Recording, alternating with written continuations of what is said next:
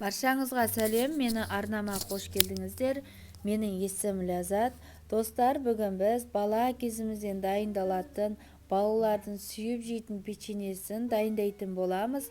Видеоны соңына дейін қарап, каналдан алыстамаңыздар.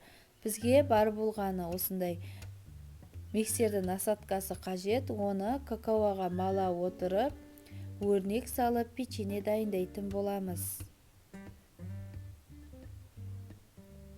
Бір жасағаннан ақ дәмді печенье болып шығады.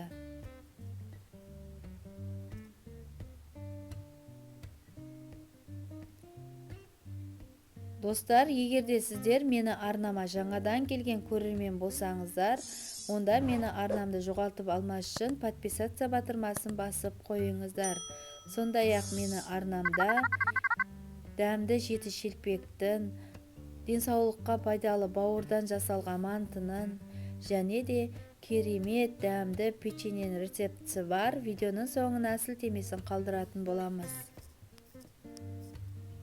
Бір жұмыртқаға шым-шым тұз қосып, оған 7 ас қасық қант қосамын.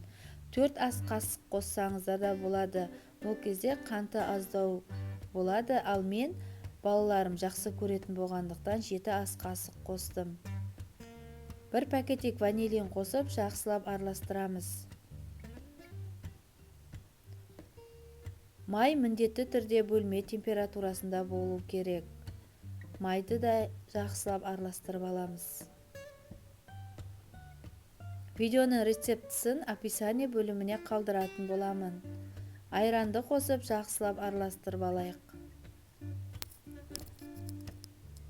Онда алдын ала електен өткізіп дайындап қойдым.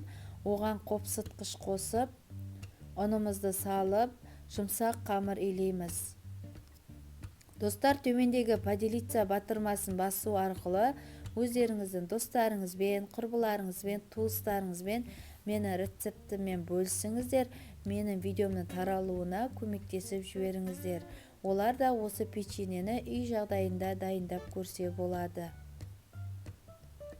Қамырымызды жақсылап иілеп, одан соң тоңазытқышқа жарты сағатқа салып қоятын боламыз. Жарты сағаттан соң қамырымызды алып, жұқа да қалың да емес етіп жаямыз. Достар, комментарий жазу арқылы сіздерде өздеріңіздің рецепттеріңізбен менімен бөліссеңіздер болады. Мен де сіздердің рецепттеріңізбен жасап көремін.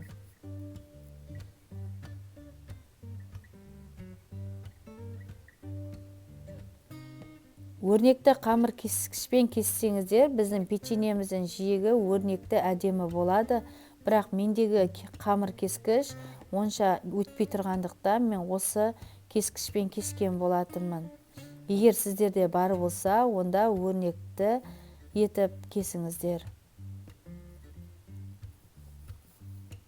Насатканың көмегімен осылайша жұлдызшалап өрнек саламыз.